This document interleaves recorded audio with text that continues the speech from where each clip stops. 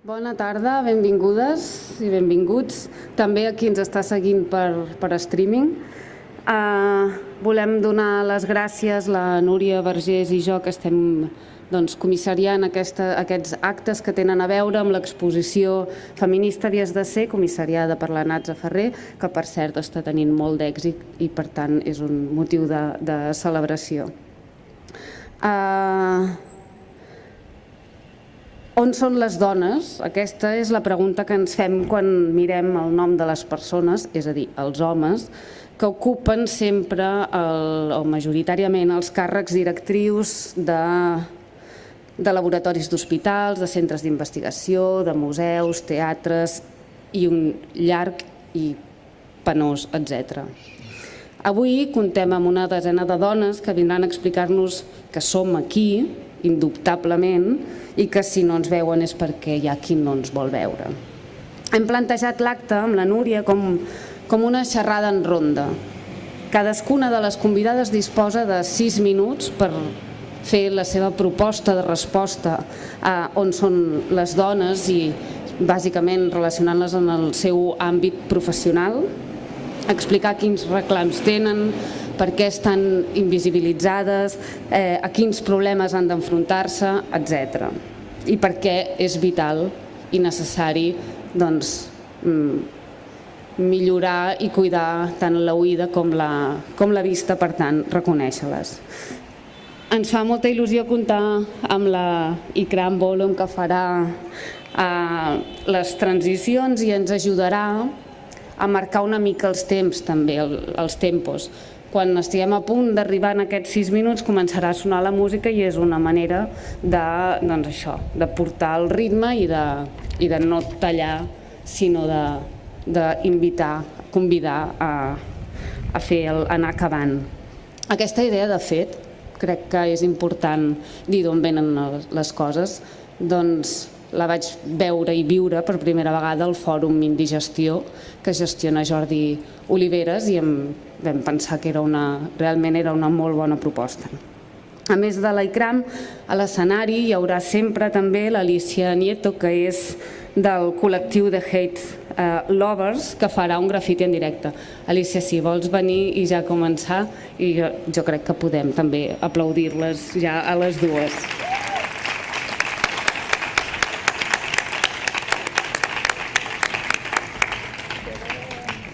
Les dones participants són amb l'ordre, diguéssim, d'aparició i abans de res, sobretot, moltíssimes gràcies a totes.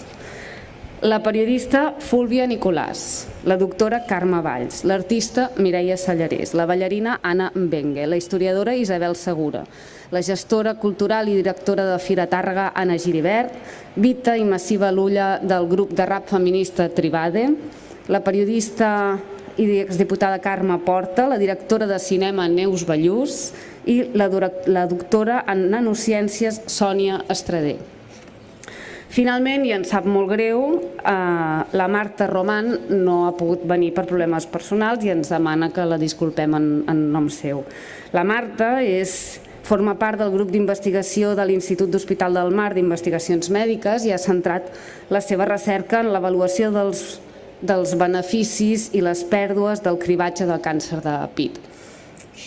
Tot això ens ho volia explicar des de la seva experiència com a dona trans i ens semblava a nosaltres amb la Núria interessant reflectir, sense voluntat que ella representés res, evidentment, ella amb prou feines es deu representar com totes a nosaltres mateixes, a si mateixa, però sí que ens semblava fer important, a través d'aquesta veu, fer visible que les persones transgènere pateixen discriminacions contra les quals des del feminisme no podem fer una altra cosa que lluitar. Moltes gràcies, Mireia. La Mireia Calafell, com sempre dic, la meva colianta de tots aquests actes paral·lels en el marc d'aquesta exposició de Feminista havies de ser, comissariada per la Natza. Moltíssimes gràcies a tota la gent del Palau Robert, sense vosaltres tot això no seria possible i com sempre, gràcies a totes les que sou aquí, gràcies a totes les que compartireu la vostra vida i les experiències avui, a les nostres amistats, a les nostres amigues, les nostres germanes, totes vosaltres feministes que ens ajudeu a passar tots els dies i construireu el que vindrà. I com que ja veig una mica del que vindrà, dir-vos que aquest és el segon dels actes i que si voleu treure el mòbil, que ja ho vaig dir la primera vegada, en tenim un bastant aviat, el mateix mes d'octubre, el 28 d'octubre, en el que buscarem explorar una mica els límits del feminisme, fins a quins límits ens posem i fins a on ens permetem. També amb una mica d'humor, tindrem monòlegs i tindrem, entre d'altres, la Míriam Hatibi, el Pol Galofré, la Denise Duncan, la Júlia Barceló.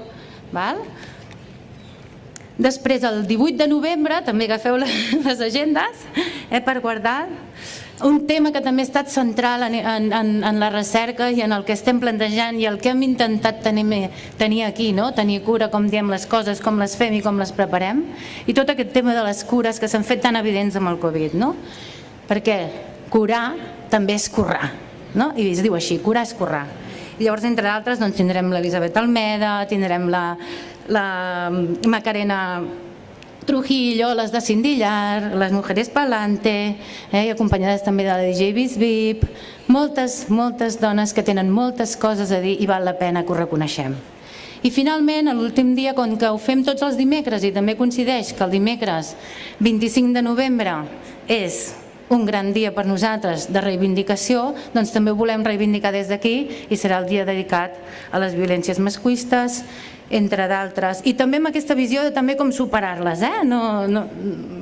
que ens diguin moltes coses del que estan fent també per confrontar-les. Tindrem la Carla Vall, la Paqui Perona, la Eva Cruells, la Bàrbara Briglia, la Montjoan, la Beatriu Macià i la Núria Güell, entre d'altres. O sigui que moltíssimes gràcies novament i ara sí que ja em sembla que no ens deixem gairebé res més que dir-vos que per qüestions del Covid anem amb les mascaretes i aquestes distàncies i que a l'hora de marxar hem de marxar escalonadament. Primer marxen les persones més del darrere, mica en mica, per anar-ho respectant en aquest sentit. Moltíssimes gràcies, benvingudes totes i aquí ho tenim, aquí!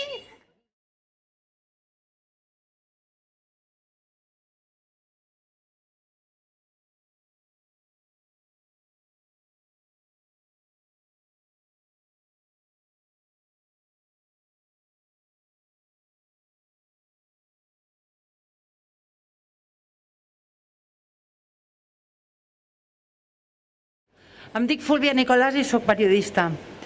I estic aquí en nom de les meves companyes, doncs són les dones.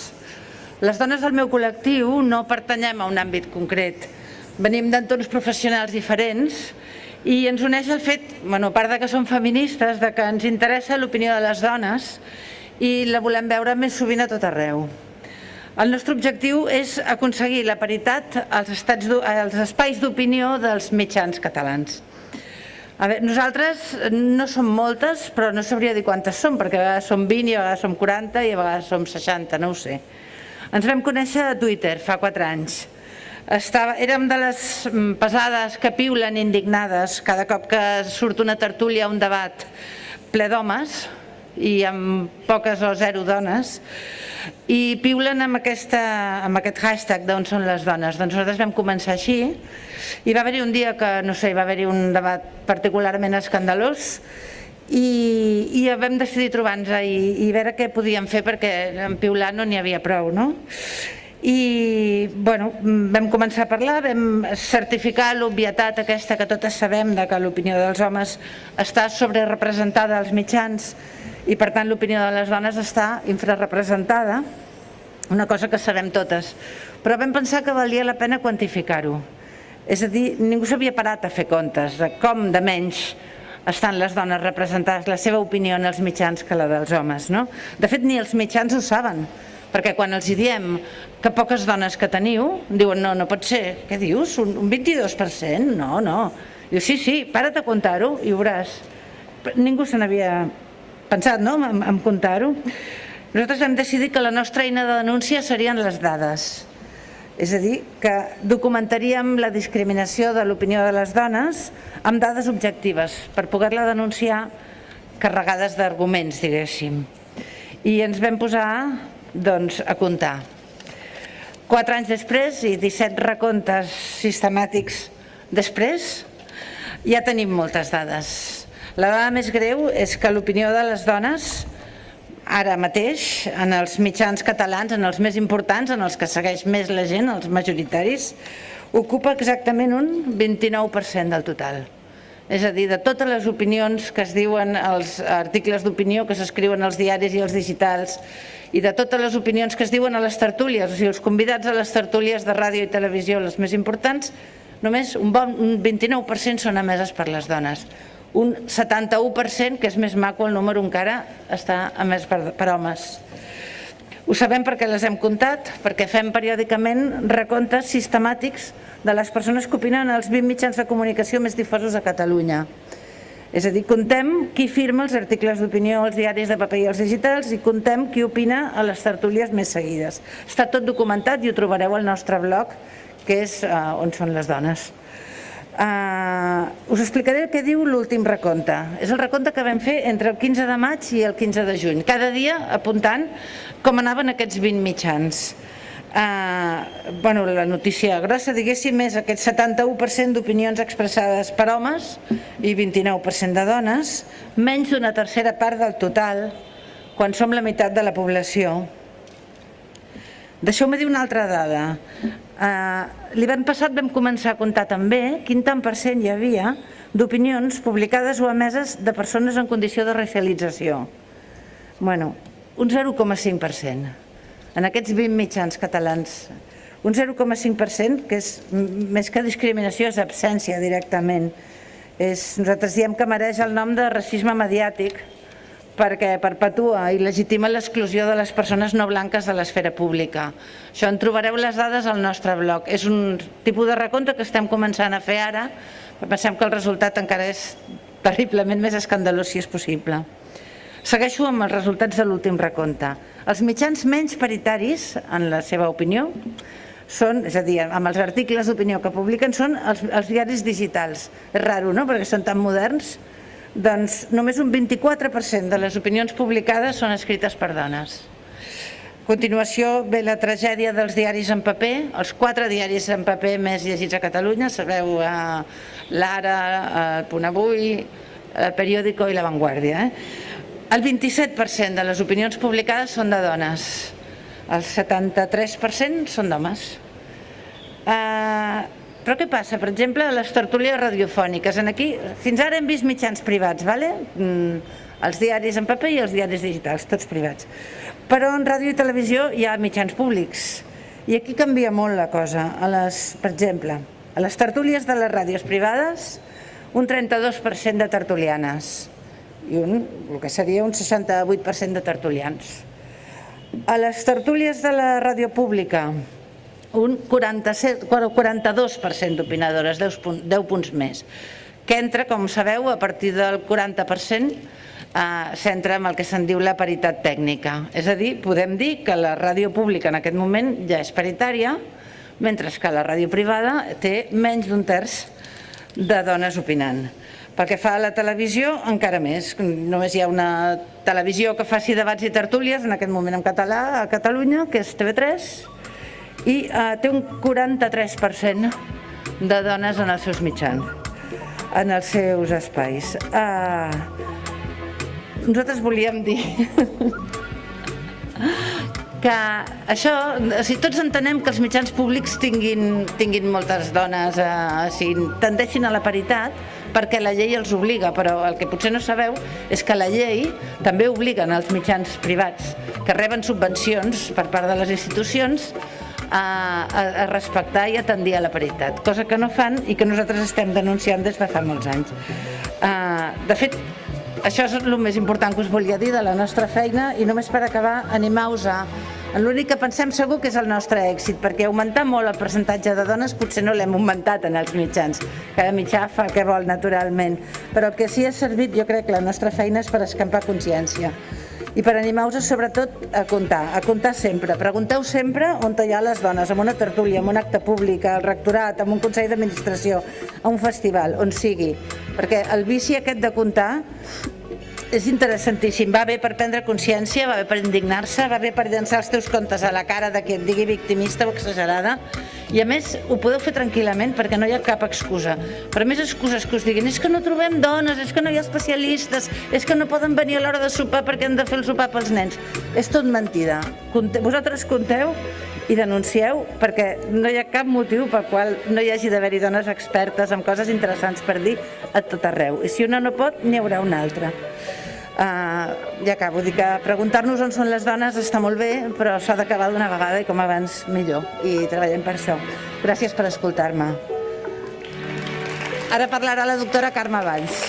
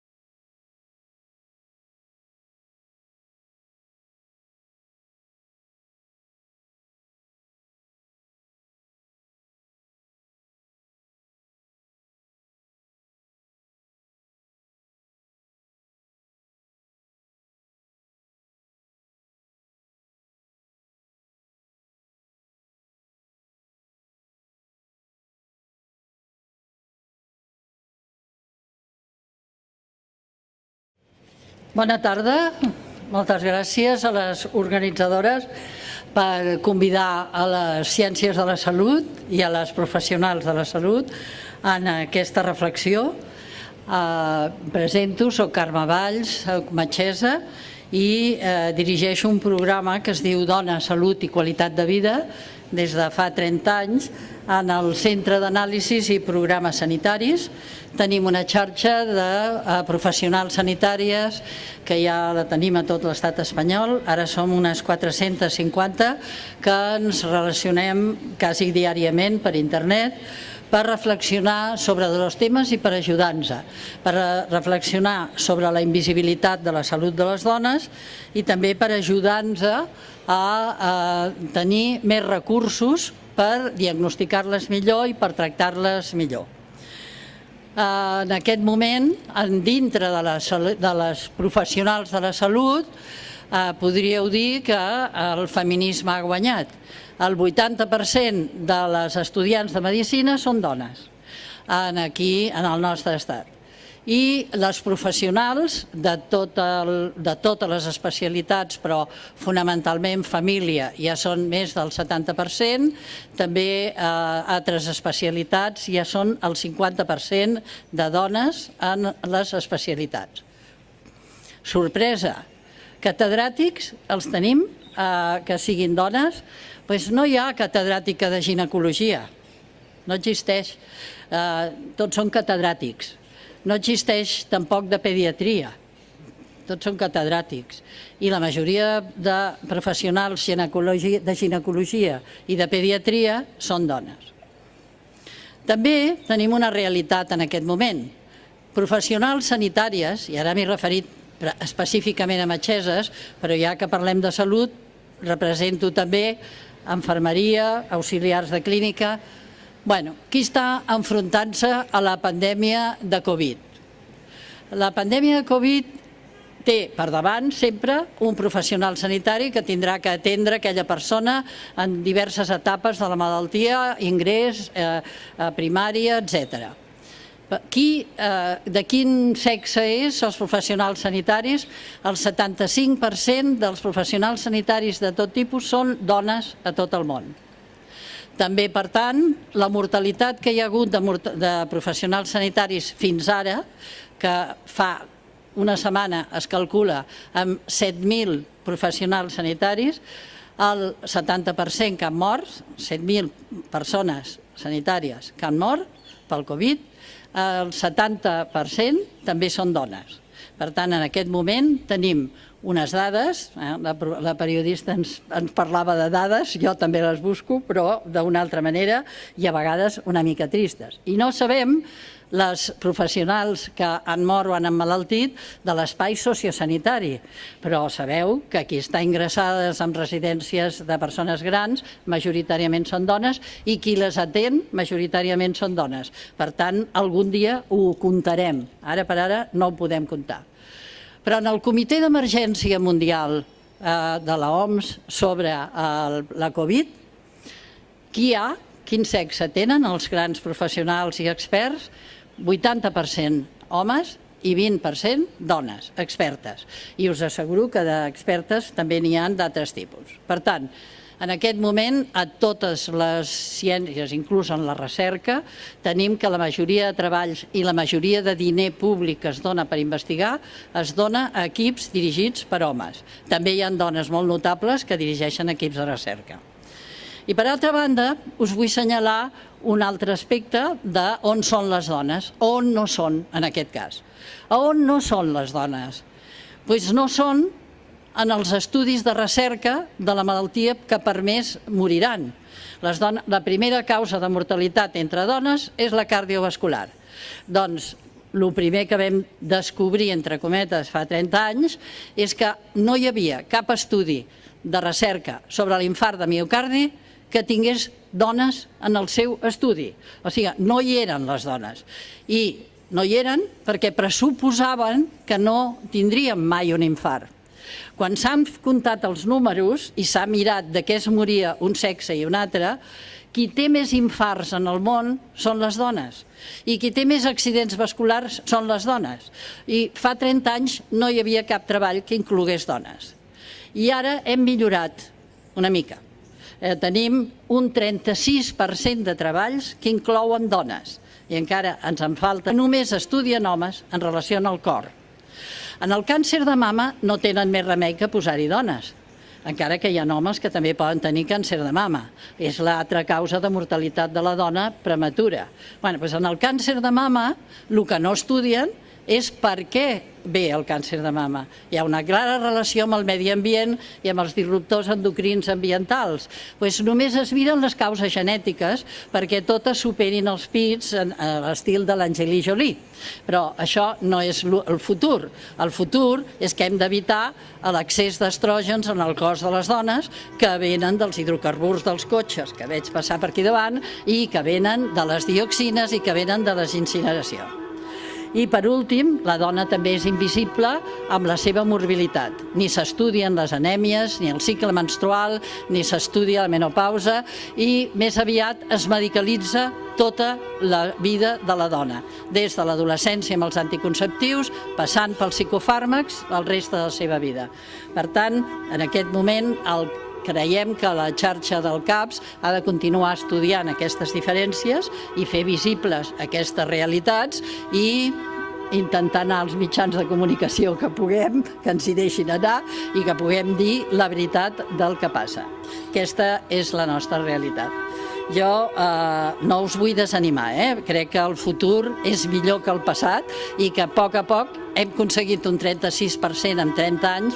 Espero que les més joves aconseguessin arribar al 70% de la ciència i que puguem aconseguir introduir la ciència de la diferència a les universitats, que fins ara no hi és. Res més, i li vull donar la paraula a Mireia Sellanés perquè pugui parlar. Moltes gràcies.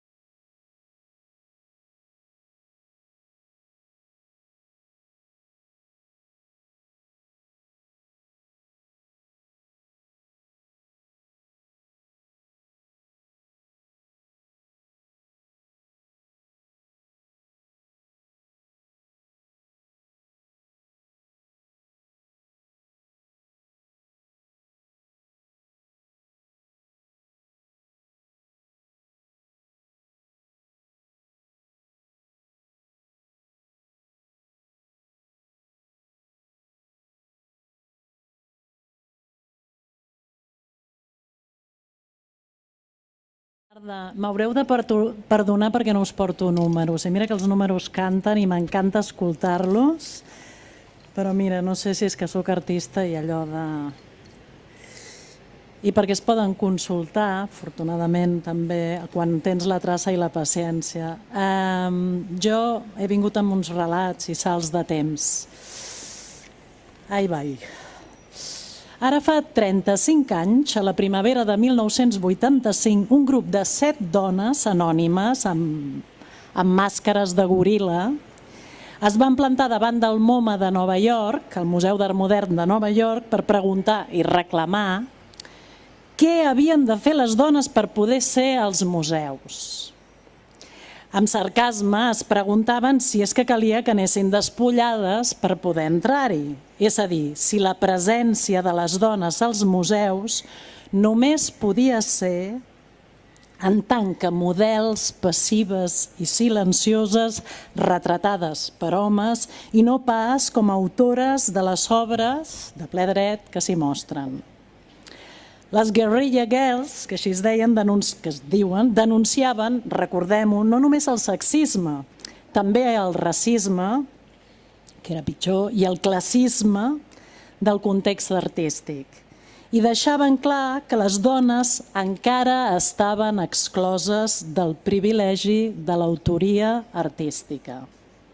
Avui, i aquí, tants anys després, la pregunta ja no seria la mateixa. Les dones ja han esdevingut autores, però en un moment de crisi de civilització com el que travessem, on la cultura del rendiment dels espavilats i les idees sense responsabilitat van guanyant terreny i on el mercat sembla desactivar bona part de les pràctiques de denúncia molt ràpidament, avui la pregunta hauria de ser: què en fan les dones d'aquesta autoria? Què fan amb aquest privilegi en un moment on bona part de tot allò que reivindica l'art crític, el pensament situat, la mirada descolonitzada, l'ètica de les metodologies, s'oblida que van ser sobretot dones les pioneres de tot això? On són les dones quan s'obliden de citar altres dones o de fer genealogies? Quan aquesta tasca tan necessària de crear, alhora que recuperem llegats esborrats, hagi tingut lloc, sabrem qui era aquella dona estrangera i pobra, una blanca europea de postguerra, sense papers, que més de 70 anys abans de les Guerrilla Girls, el 1917, en la mateixa ciutat de Nova York va tenir el ferm projecte de subvertir els termes i va intentar crear una escola de models emancipades que arribarien a ser més creatives i originals que els artistes que les retratarien. La recuperació en el relat de la història de l'art, de la vida i obra de dones com aquestes ens permetrà canviar, ampliar els nostres referents i resituar el lloc prioritari inamovible que encara tenen alguns homes en la història. Per què? Per resituar-nos a nosaltres mateixes i poder entendre amb qui estem en deute i com de fàcilment, per exemple, es pot desactivar la potència de les revolucions d'avantguarda. Hem de recuperar aquelles que van pagar amb el preu de l'oblit i la pobresa, no voler produir obres amb les que especular oportunament al mercat de l'autoria. Fa unes setmanes vaig tenir la sort de filmar una entrevista a una de les nostres grans, la Fina Miralles, que aquesta tardor tindrem la sort de que fa una exposició al MACBA, la seva obra. La vam veure també a l'exposició Feminismes del CCCB, aquí deixo anar l'única dada, el CCCB és en realitat l'únic museu centre d'art important dirigit per una dona en aquesta ciutat, la Judit Carrera. Recordo com la Fina s'emocionava davant la càmera al dir-me que estava agraïda amb ella mateixa per haver sabut no autoenganyar-se ni allunyar-se de la vida.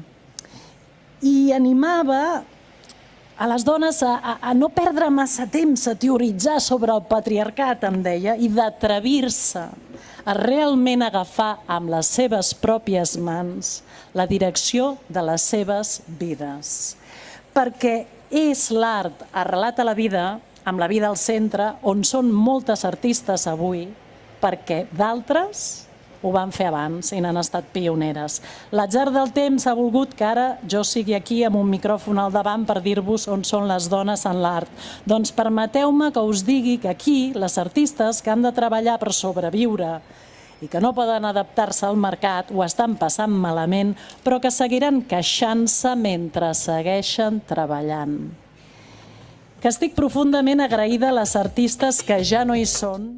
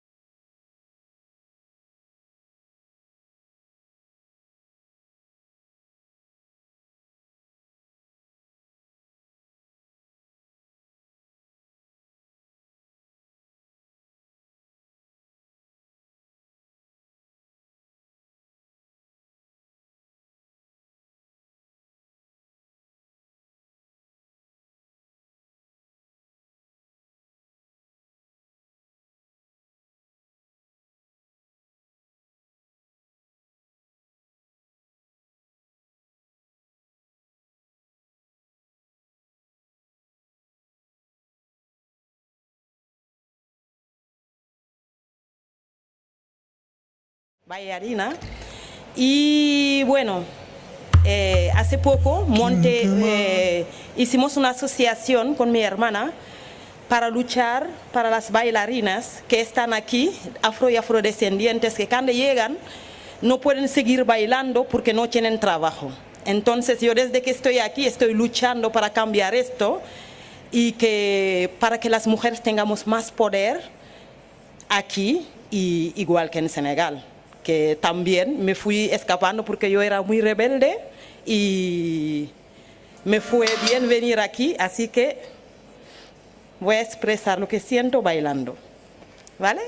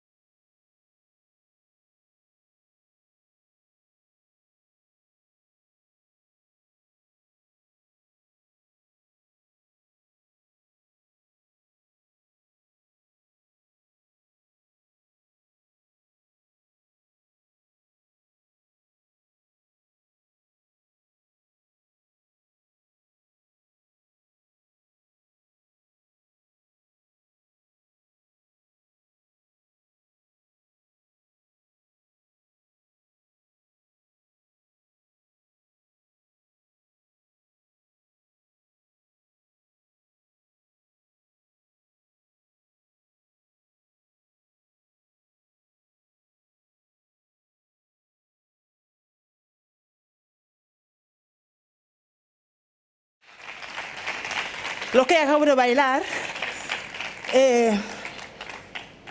tradicionalmente, las mujeres en África, claro, en mi etnia también, somos matriarcales.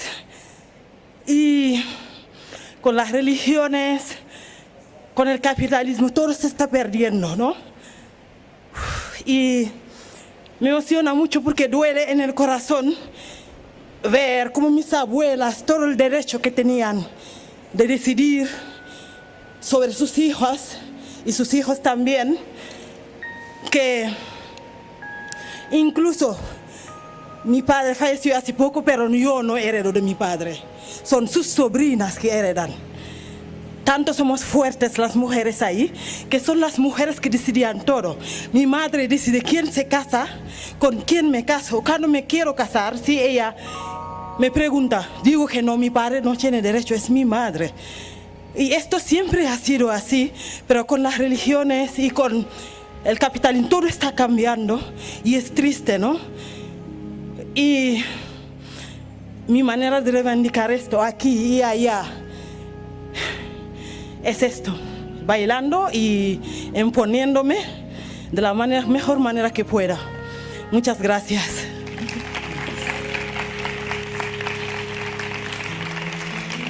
Ahora Isabel Segura.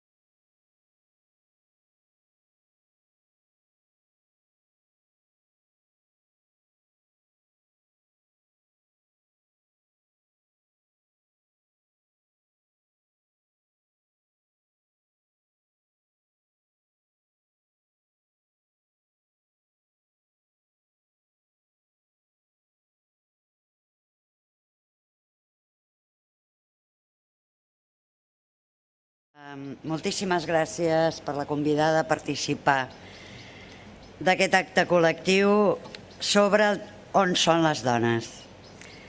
Les dones som i hem estat arreu in secula seculorum, d'això no hi ha cap dubte. Ho sabem nosaltres i ho sap tothom. Sense dones no hi hauria història. Impossible crear i mantenir la vida al planeta sense les dones. Dones que ens han parit, que ens han alletat, que ens han cuidat i estimat. A voltes, totes aquestes activitats en única dona. A voltes, diverses dones. Com hauríem subsistit les criatures sense les mares, les dides, les tietes, les veïnes, les germanes? Un món de cures i afectes ha mantingut la vida i els conflictes a la ciutat. Aquesta evidència és ignorada i es fa opaca per a la historiografia. Als anys 70, Adrienne Rich ho proclamava en el seu llibre Nacida de Mujer i explicitava la complexitat de la maternitat com a experiència i com a institució. Abans, molt abans, Christine de Pisan, al segle XIV, escrivia La ciutat de les dames i en la seva ciutat inscrivia les dones que l'havien precedit, tot establint el que podríem anomenar la primera genealogia femenina per posar en relleu la participació de les dones en la construcció de les ciutats, en la construcció social. I per a fer-ho recorria a dones reals i a simbòliques que reconeixia com les seves avantpassades. Christine de Pisan deia alguna cosa més, que a les dones no ens agrada ser violades. I també deia que la història, és a dir, que es trobarien moltes més dones a la història si ens prenguéssim la molèstia de buscar-les. Pocs anys després, molt pocs, la valenciana Sor Isabel de Villena escrivia Vita Christi. La seva Maria, la mare de Crist, reconeixia com a mare una altra dona, Eva, i amb aquest reconeixement esbarlava, triturava i tirava per terra aquells prototips de Maria, la dona bona, bona, bona, i d'Eva, la dona dolenta, dolentíssima. Després, algun temps després, el rebombori del peix i després el rebombori de la carn i després els de les faves i encara un altre rebombori, el conegut com el rebombori del pa, que va tenir lloc el 1789. Les dones de Barcelona, de Sant Feliu, de Martorell, de Sant Boi, de Mataró, d'Arenys de Munt, de Sabadell, de Vic i de tantes i tantes poblacions, entre el 28 de febrer i el 2 de març d'aquell 1789, diuen prou i surten al carrer per demanar la rebaixa del preu del pa i exigir el dret més elemental, el dret a viure. Cremen carros carregats de blat, parades i pastims, i sí, ho aconsegueixen. El pa va baixar de preu i també la carn i el vi. Ara bé, la historiografia ha volgut explicar la història a partir del soroll i de la guerra. Aquell mateix segle XVIII és més conegut no pel rebombori del pa, sinó per la guerra del 1714. Guerra amunt, guerra avall i vinga més guerra. Portem molts anys de guerra, canons, esbatussades, morts, herois. De com vivíem i de com subsistia la majoria de la població en aquella època, poc en sabem. La guerra, la mort, s'ha exaltat com a motor de la història. La violència és elevada al setè cel. La violència, com a perspectiva històrica, genera més violència real i simbòlica. I en els museus d'història es fan tangibles cavallers de cartropedra armats i preparats per al combat, preparats per matar, com si l'únic que els interessés explicar fos la guerra i la violència. Venim d'una llarga, llarguíssima història de creació, d'acció i de pensament feminista que ens vincla amb Christine de Pisan, amb Sor Isabel de Villena, Adrienne Rich, les mares, les dides, les tietes, les veïnes i tantes d'altres. Totes elles ens han ensenyat que davant el cavaller de cartropedra el millor que podem fer és riure.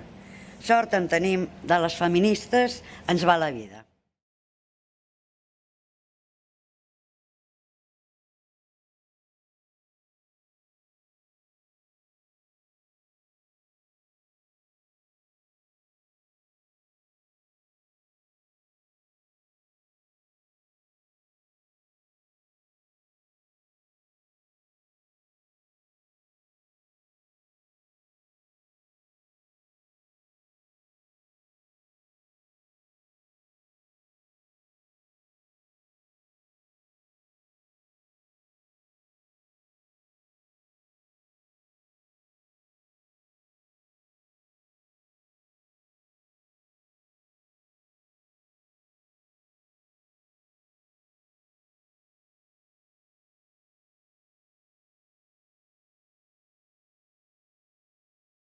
Bona tarda, jo sóc l'Anna Giribet i Argilés, reivindicat també el cognom de la mare, sóc l'actual directora artística de Fira Targa i us compartiré on són les dones en el món de les arts escèniques. La desigualtat en les arts escèniques, com en tots els camps, ha beneficiat a qui domina el cànon. Les dones sempre hem estat presents en el teatre. Ara bé, la forma i el com hi hem estat presents és tot un temazo. 400 abans de Crist, Sòfocles, Èsquil, Eurípides escrivien obres mitològiques plenes de personatges femenins, Antígona, Medea, Helena de Troia, dones víctimes, tragèdia. Així va començar tot. Els personatges femenins d'aquestes obres eren sempre representats per homes amb màscares que imitaven a dones amb gestos, entonacions, postures, vestuaris, lògicament masculins. No teníem veu. Molts anys més tard, les dones es van convertir en actrius, van prendre la paraula i es van començar a expressar a través del seu propi cos, però eren tan sols intèrprets dels autors i directors d'escena. No teníem veu. Durant molts segles Només les dones que disposaven de temps i d'educació podien escriure teatre, normalment monges i o aristòcrates. Han estat molts segles de desequilibri de gènere i d'injustícia històrica, on les temàtiques i els protagonistes, també l'autoritat, el repartiment del temps i els diners, han estat decisions preses des d'un prisma dominat pel patriarcat. Per tant, és necessari relatar de nou la història del teatre explicat en perspectiva femenina. Reconstruir, recuperar, remoure arxius i difondre el nostre passat col·lectiu. El 3 de novembre de 1992 es va dur a terme la Declaració d'Atenes Dones al Poder. En aquesta cimera hi van assistir dones que formaven part dels governs dels estats de la Unió Europea, representants d'organitzacions feministes i estudioses dels feminismes. Destaco aquesta cimera perquè va ser la primera vegada que es va parlar de democràcia paritària per expressar el dèficit de representació femenina en els processos de presa de decisió. Avui, dia 7 d'octubre de 2020, Teatre Nacional de Catalunya amb Carme Portacelli, Mercat de les Flors amb Àngels Margarit, Institut del Teatre amb Magda Puyo, Festival Sismògraf amb Tena Busquets, Terrassa Noves Tendències amb Marion Betriu, Mercè Arts de Carrer amb Marta Almirall, Festival Escena Poblenou amb Ada Vilaró, totes elles directores d'espais, equipaments culturals, públics d'arts escèniques dirigit per dones. Fa 4 anys això no era així. Ja estic contenta perquè això s'ha aconseguit gràcies a la reivindicació incessant de col·lectius com Dona a Escena, Dones i Cultura, reivindicacions del sector i de la ciutadania. On són les dones en les arts escèniques? Mercè Saumell, professora de l'Institut del Teatre i investigadora sobre dona i creació contemporània, en el seu llibre El paper de les mujeres en el teatre, diu: quan pensem en dones i teatre, ho fem generalment a partir de la figura de l'actriu, en segon lloc de la dramaturga i potser en tercera posició de la directora escènica. I això passa perquè ens falten referents de professionals d'escena d'altres àrees artístiques. Repeteixo, on són les dones en les arts escèniques? Les dones són a les taules de so. Tenim tècniques de llums, les millors productores d'esdeveniments, coreògrafes, figurinistes, maquinistes, dramaturgues, actrius, comunicadores, coreògrafes, figurinistes. Les aules de l'Institut del Teatre estan plenes de dones joves, directores d'escena, gestores, comptables. Les dones hi som. Existeix precarietat? Sí, absolutament. Existeix sostre de vidre? Sí, absolutament. Existeixen abusos i maltractaments o males pràctiques? Sí, absolutament. Existeixen desigualtats? Sí, absolutament. No som alienes a la societat.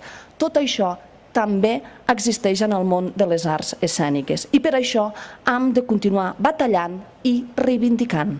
Paral·lelament, estan apareixent nous posicionaments, noves mirades de gestió inclusives, on la col·laboració i el treball en xarxa hi són indiscutibles, altres maneres de fer. Però tenim assignatures pendents. Falta diversitat i inclusió. A sobre de l'escenari hi ha les platees i a les places. En general, som catalanetes, blanques i avorrides. Tenim assignatures pendents i hem de poder anar més enllà. Hem d'afrontar reptes socials que ens afecten a totes. Grans temes globals com la sostenibilitat.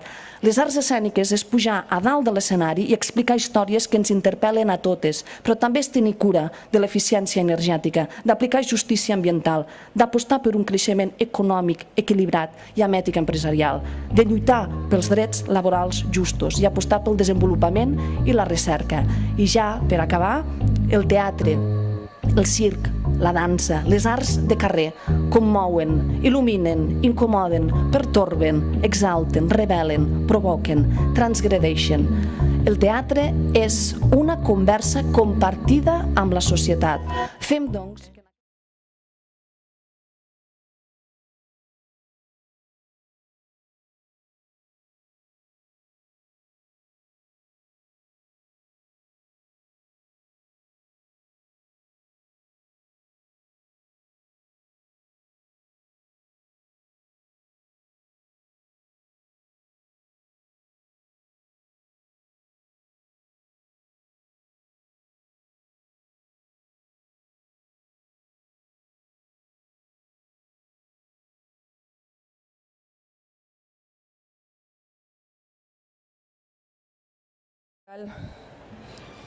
Me llamo Diana, mi nombre artístico es Masiva Luya y formo parte del grupo de rap Tribade.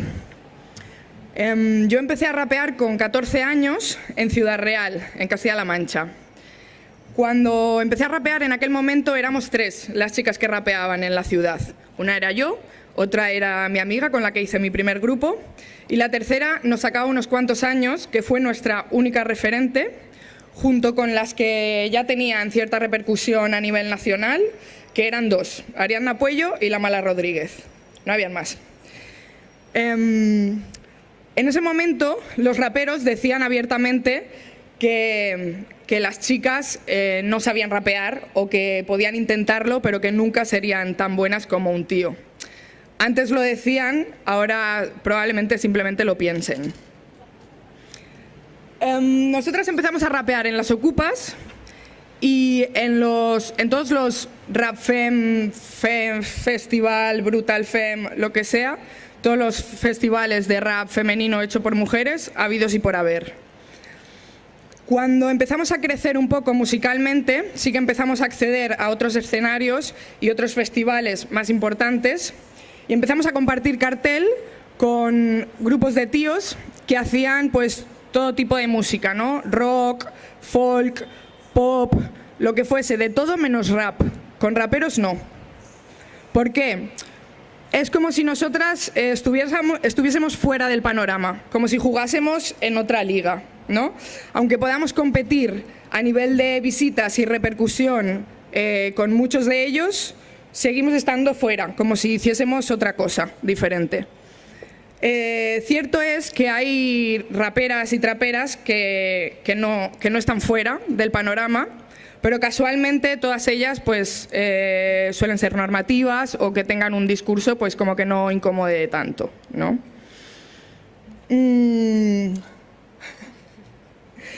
Total, es verdad que últimamente en los festivales se están poniendo las pilas para programar más grupos de mujeres y buscar un poco la paridad en los carteles, ¿no? Que nos programen en los festivales está guay, pero si nos ponen a las 5 de la tarde con todo el solano cuando no hay ni Dios, pues bueno, ¿realmente están valorando lo que estamos haciendo o nos están ayudando a dar visibilidad a nuestros proyectos para que lleguen a más gente o no? Y si además de programarnos a nosotras, siguen programando a los mismos grupos en las mejores horas, por supuesto, que llevan años con los mismos mensajes en sus canciones rancios y misóginos, ¿tiene algún sentido? ¿Está habiendo un cambio real? ¿O simplemente nos quieren en sus carteles para ponerse la chapita feminista? Con esta pregunta doy paso a mi compañera Vita. Muchas gracias.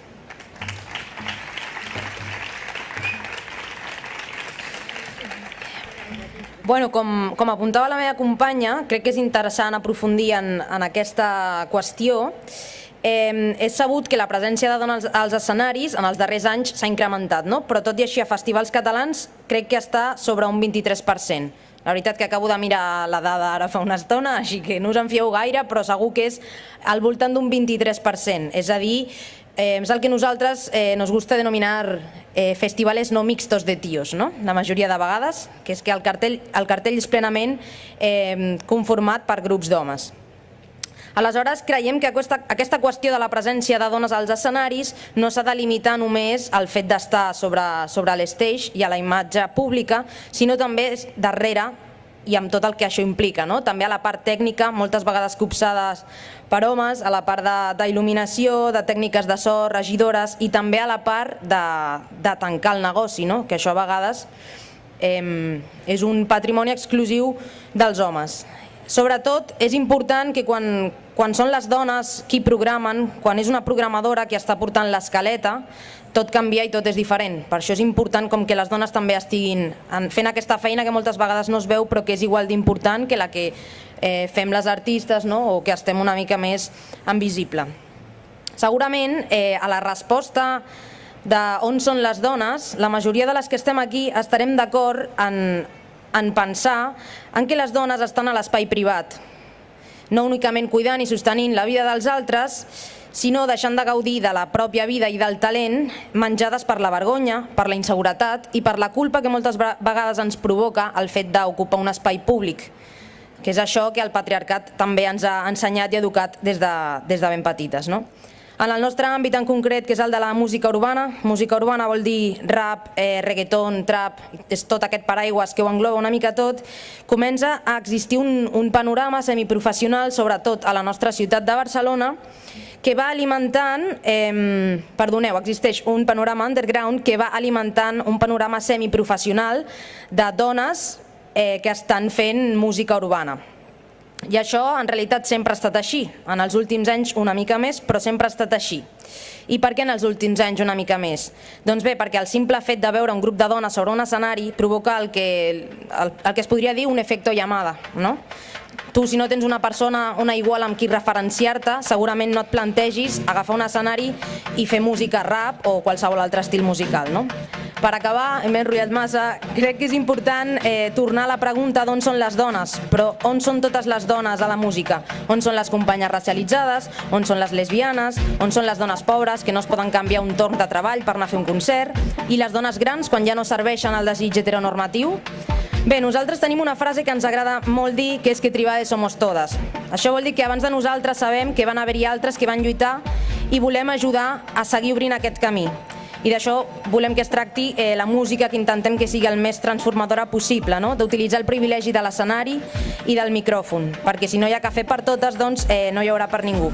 Hem après que l'espai es lluita i que davant de les dinàmiques competitives i individualistes del patriarcat només ens queda la solidaritat feminista. Així que moltes gràcies a totes per la vostra atenció i donem pas.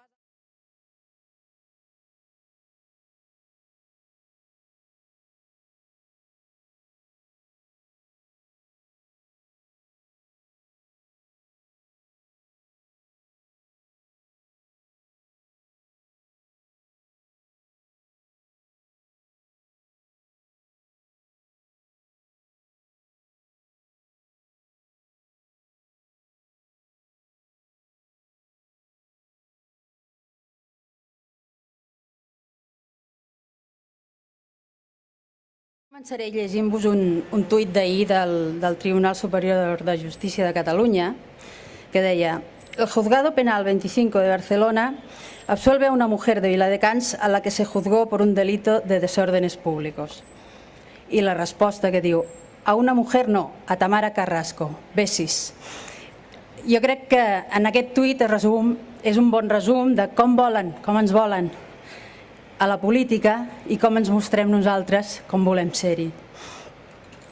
Les dones en política, de fet, són visibles quan es parla de la parella, quan es parla del pentinat, del vestit, quan ens assimilem al lideratge masculí i de fet, sembla mentida que només llavors els hi semblem interessants, no?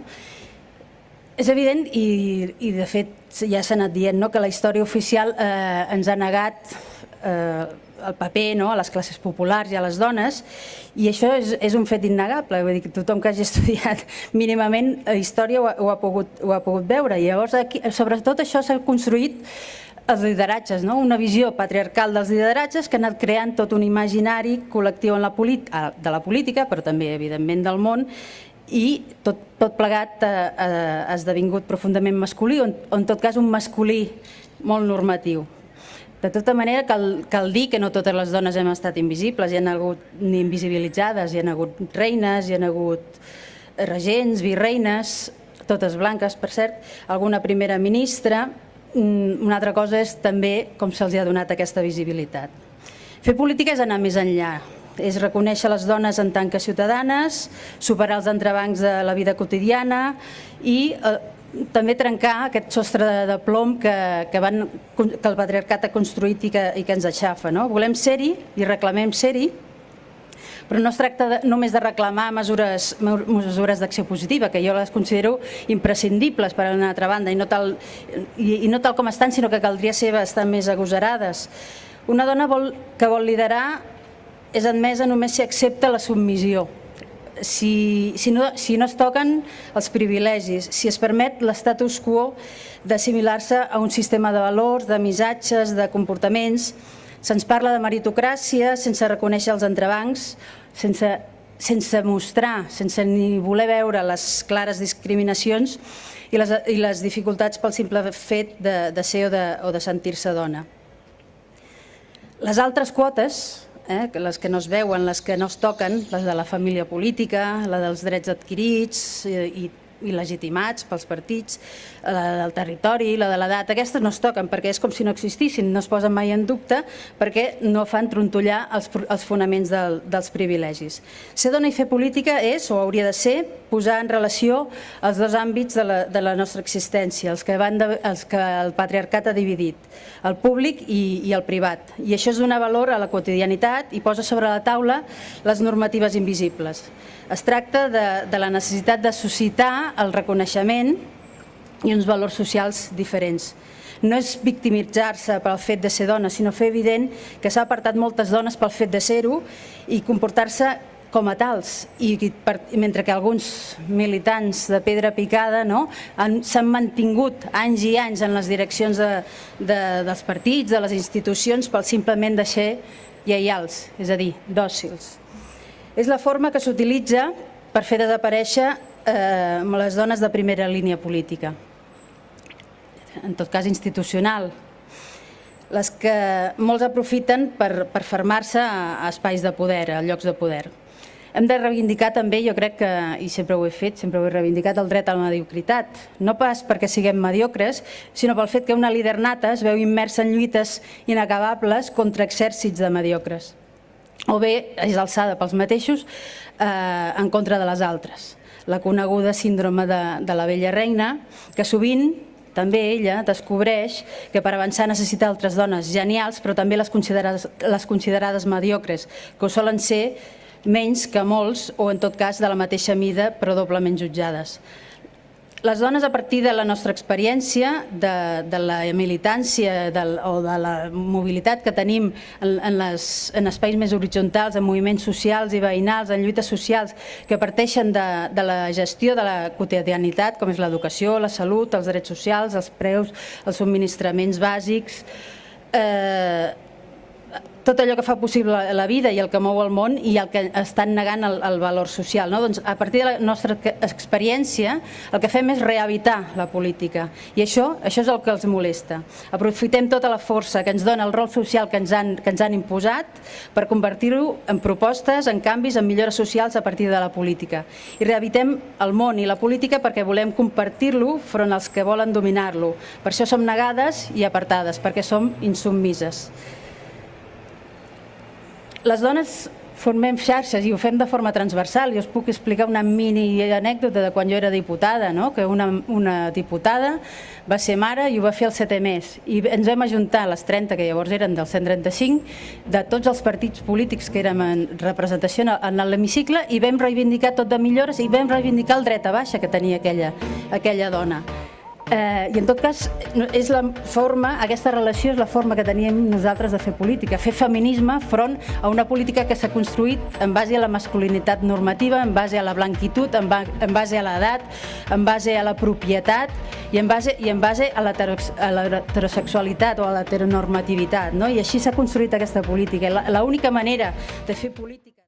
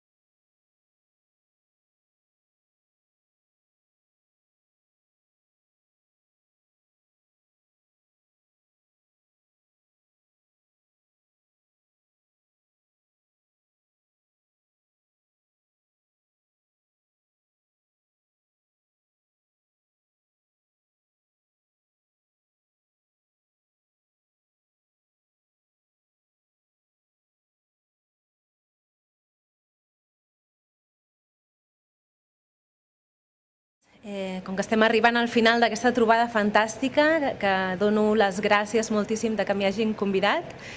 És un plaer sentir-vos i veure-us a totes. Us diré molt breument dues coses. Us diré qui soc, que m'han demanat que ho faci, i us diré també per què soc aquí. Qui soc? Doncs soc algú que als 18 anys vaig fer la seva primera classe de història del cinema als estudis de comunicació audiovisual. Érem més o menys un centenar d'alumnes i la majoria érem noies. Era una de les que no s'asseia a la primera fila una mica per timidesa, per vergonya, però que realment no es volia perdre res. Sentia una mica en deute també perquè era la primera dona de la meva família que anava a la universitat. Història del cinema modern 1, recordo perfectament. El professor, un reconegut crític de cinema a punt de jubilar-se, ens va citar les principals corrents de la història del cinema modern, mencionant, evidentment, els seus principals protagonistes. David Lynch, Rossellini, Jean-Luc Godard, Wim Wenders, Almodóvar, el més proper. I just després ens van demanar que aixequés el braç aquells que volguessin convertir-se en directors de cinema. Van dir director, això n'estic segura. Vaig fer com una reflexió ràpida en aquell moment. Volia ser com aquells homes? M'hagués sentit exactament igual si m'haguessin preguntat si volia ser astronauta, president dels Estats Units o dirigir un banc a la Xina. Només 5 persones van aixecar la mà d'aquest centenar, 5 nois, casualment. I just després el professor ens va respondre, doncs més val que estigueu preparats perquè cap de vosaltres, cap dels que sou aquí, serà director de cinema. En aquell moment podeu pensar que em vaig enfadar o alguna cosa, però realment me la portava bastant fluixa. O sigui, en aquell moment no volia ser ni director de cinema, ni astronauta, ni dirigir un banc, ni coses d'aquestes que em semblaven absolutament llunyanes. Però sabeu què? Potser precisament per aquell moment, ara mateix sóc aquí parlant com a directora de cinema. Perquè sí, sóc la Neus Ballús i com que he dirigit algunes pel·lícules, doncs sóc directora de cinema. Aprofito per dir-li al meu estimat professor, en Pau descansi, gràcies per trencar somnis que no existeixen. Sense el seu consell, potser no hagués trobat el plaer en fer allò que era impossible. Es parla força de nosaltres, de les dones cineastes, sobretot en les primeres pel·lícules, del gran talent, de com canvien les coses. Com han dit les nostres companyes, no ens deixem enganyar i anem als números. Només un 16% de les pel·lícules estan liderades per dones. Això vol dir que tenen una dona en els papers de direcció, producció o a l'escriptura dels guions. Un 16%. A les universitats de cinema i d'audiovisuals hi ha un 64% de dones estudiant. A banda, els nostres pressupostos estan un 40% per sota de la mitjana. I aquesta és la que soc. Soc una directora que em moc en aquestes circumstàncies. Com totes vosaltres, us moveu com podeu en el vostre àmbit. Ara us diré per què soc aquí. Jo soc aquí per vosaltres. No només m'interessa el que feu i el que heu fet, sinó qui sou. Perquè us volia veure parlar, us volia sentir punxar, us volia veure pintar, ballar. Perquè no sé si us passa, però jo necessito que n'hi hagi més com vosaltres, a la vida i també a les pel·lícules. Perquè cal que tothom sàpiga que hi ha Ikrams, Carmes Valls, Anna Mbengués, Carme Esporta, Mireia Sallarès i totes les que sou aquí i les que no sou aquí també. Però que cada dia feu el possible per tirar endavant amb una idea de vosaltres mateixes i de la societat que no encaixa gens amb allò que s'esperava de vosaltres. Aquest és el material amb què les pel·lícules haurien d'estar fetes. perquè jo trobo que no només necessitem nous relats, sinó sobretot noves protagonistes. I amb això us deixo amb la darrera companya d'avui, la Sònia Estradé.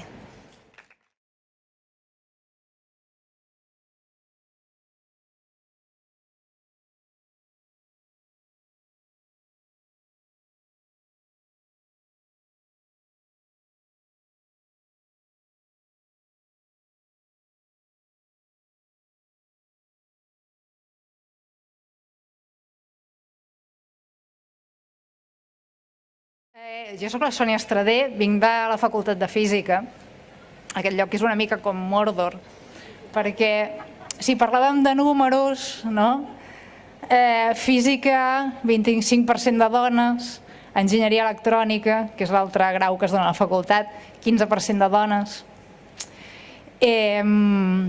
Seguim amb números. Enginyeria informàtica, 15% de dones, medicina, farmàcia, 70% de dones. Què està passant? Què està passant perquè tinguem en el nostre entorn, a més d'aquesta segregació vertical que totes patim, és igual quantes dones siguem, els jefes, la gent visible, els catedràtics, són un 80% homes, sempre aquest 80%.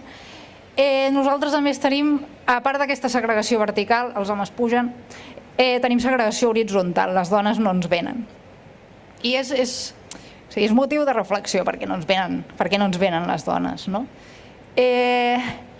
Hi ha diferents estudis, i no vull ser molt acadèmica, que em surt una mica sempre, però hi ha estudis que ens diuen, per exemple, que les nenes cap als 6-7 anys ja tenen tota la motxilla de rols de gènere completament assumida.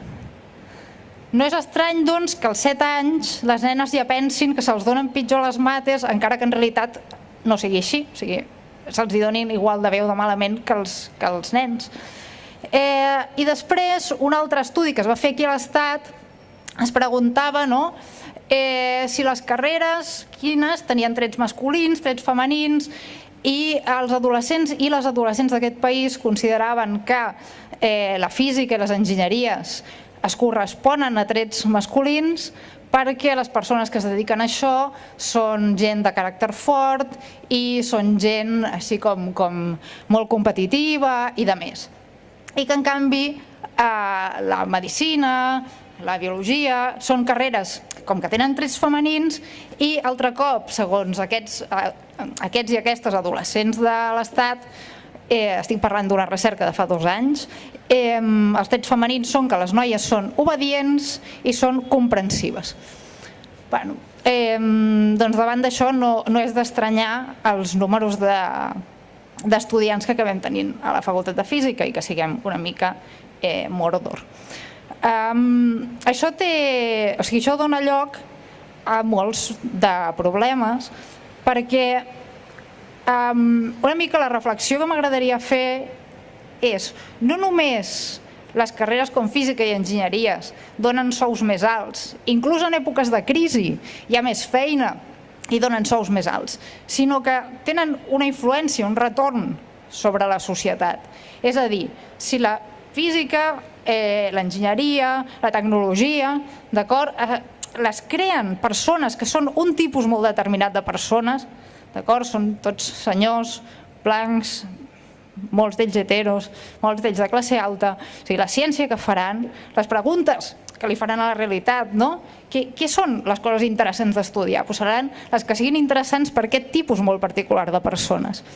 I mateixa cosa per la tecnologia. La tecnologia que aquest tipus particular, molt restringit, molt de persones desenvoluparan, són aquella que els beneficiï amb ells. I vivim en un món on les tecnologies són cada cop més importants i on no ens podem permetre que només hi hagi un 15% de dones estudiant enginyeria electrònica en l'era del silici. Els estem donant totes les eines. Aleshores, què podem fer davant d'això? Doncs, òbviament, tenim una responsabilitat des de la universitat. O sigui, a la universitat ens venen, com hem dit, els nois i les noies ens venen amb la seva motxilla de gènere. Aquesta metàfora no és meva, l'he robat a una companya de l'Assemblea Feminista de la UB, de la Trini Donoso. els nois i les noies, ens venen ja des de petits amb aquesta motxilla de gènere, i si no fem res per treure'ls-hi, el que estem fent és naturalitzant i ajudant a que segueixin amb aquesta motxilla de gènere. Quan nosaltres estem fent classe, a qualsevol nivell, tenim una responsabilitat per no estar naturalitzant i ajudant a que aquests estereotips de gènere es mantinguin. Però, òbviament, també aquesta responsabilitat no només és nostra. La gent jove està exposada a moltes influències, en particular als mitjans de comunicació. La ficció audiovisual ens ha fet molt de mal. O sigui, tornant a l'estudi aquest de fa un parell d'anys, també els i les adolescents d'aquest país consideren que la gent que fa física són friquis, que són gent llesta, però amb zero habilitats socials. I tothom sap que les dones, per tenir vides així amb sentit, doncs les tindran a través de les seves relacions amb els altres. Per tant, ser friqui antisocial no entra dins dels seus plans. Més enllà de la ficció, en el que són les notícies, en el que són els programes de ràdio i de televisió, quan es parla amb expertes o d'expertes en ciència, quan parlo de ciència em refereixo més aviat a les ciències experimentals, no a les ciències biomèdiques, tot i que també, doncs en general es crida a homes, com ja hem vist, fins al punt que del 40% de dones que estem fent recerca en aquest moment, als mitjans de comunicació acaben apareixent només un 14% de dones. D'acord? I a més, dels homes se'ls fa més bombo i de les senyores es parla més d'allò que hagin descobert. De manera que la meva idea final o la meva conclusió és, tal com s'ha dit i ha anat sortint i una mica flota en l'ambient, aquesta idea que entre totes hem de fer xarxa, que és el parlar entre nosaltres de diferents àmbits i fer aquest teixit feminista i aquesta sororitat el que d'alguna manera ens permetrà avançar també. Moltes gràcies.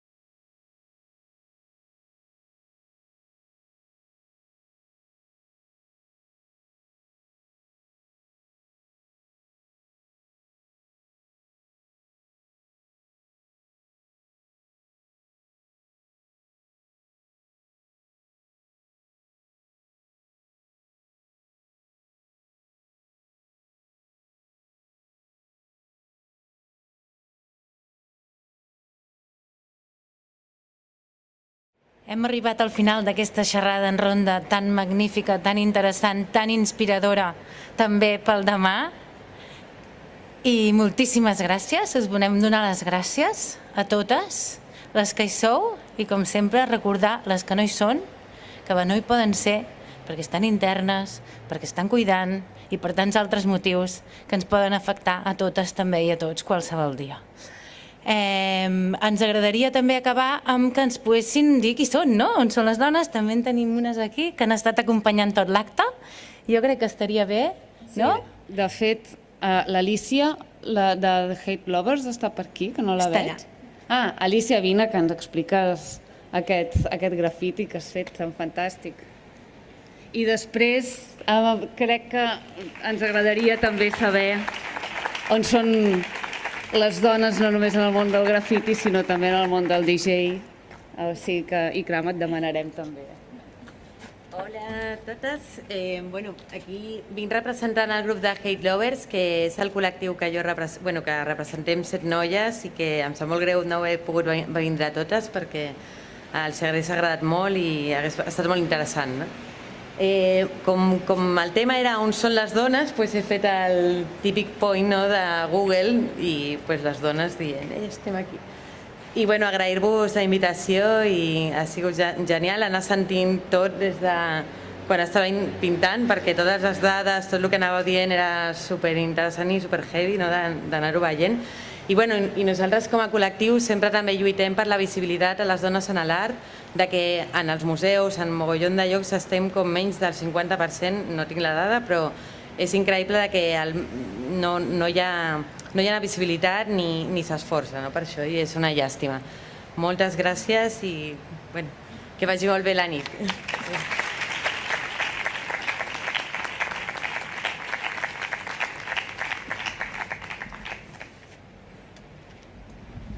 Bona tarda, bona nit. Moltes gràcies per haver-me convidat avui a acompanyar-vos amb la música. Soc l'Ikram Bulum, soc artista, compositora, DJ i em fa molt feliç estar un dia com aquest aquí perquè pels temps que corren, com totes sabeu, hi ha una crisi sanitària però també una crisi d'espai públic en la que moltes de les nostres arts no es poden dur a terme. Llavors, molts dels projectes que en els últims anys aquí a Barcelona han estat activament intentant militar per tal que hi hagi una representació no només de gènere sinó també identitària a la ciutat, ara mateix no estan tenint aquest espai. I res, com compartir amb vosaltres aquí aquesta estona d'escolta i pensaments i experiències i situacions, crec que val molt la pena. Moltes gràcies i bona nit.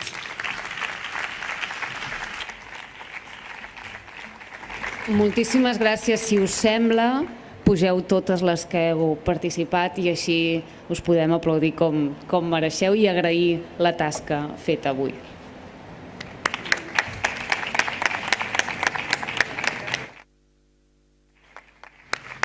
Moltes gràcies.